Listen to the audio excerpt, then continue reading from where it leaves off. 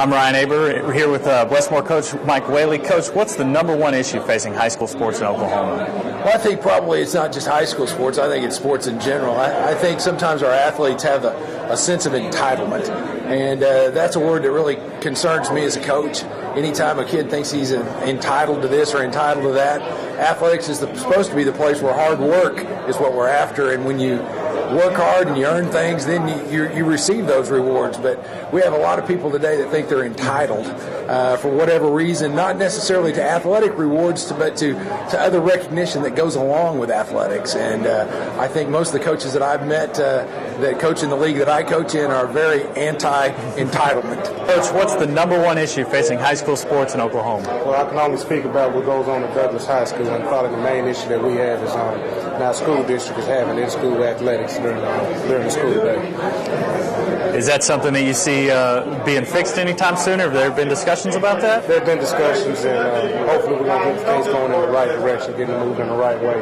In-school athletics would be very beneficial for kids, coaches, athletic programs, parents, everything else.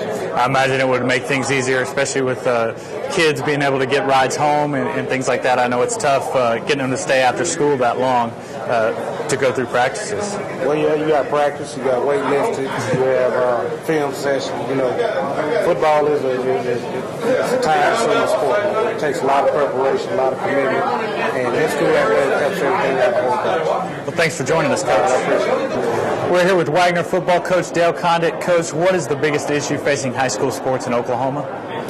Well, you know, I think especially in football, which I coach, I think the time constraints that we've started putting on young people and all the activities that they're already involved in, and we demand so much of their time, it's almost become a year-round thing. So I think that's very difficult for them to balance between the things that may be more important to them than athletics, and then what sometimes coaches put on them, I think, can be very stressful for them. So, you know, we try to make sure that we keep in perspective what's really important on down the road for them, and hopefully they don't put too much pressure on them, and remember why we're doing it and what the programs are there for.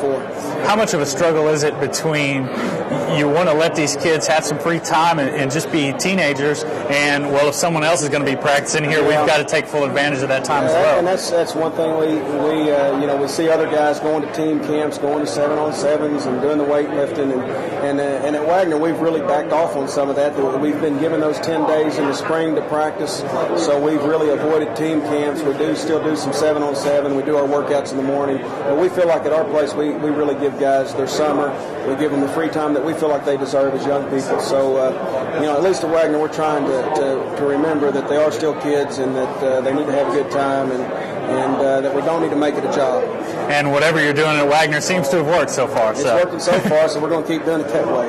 Well, Coach, I appreciate you joining us. Thank you. Thanks for having me.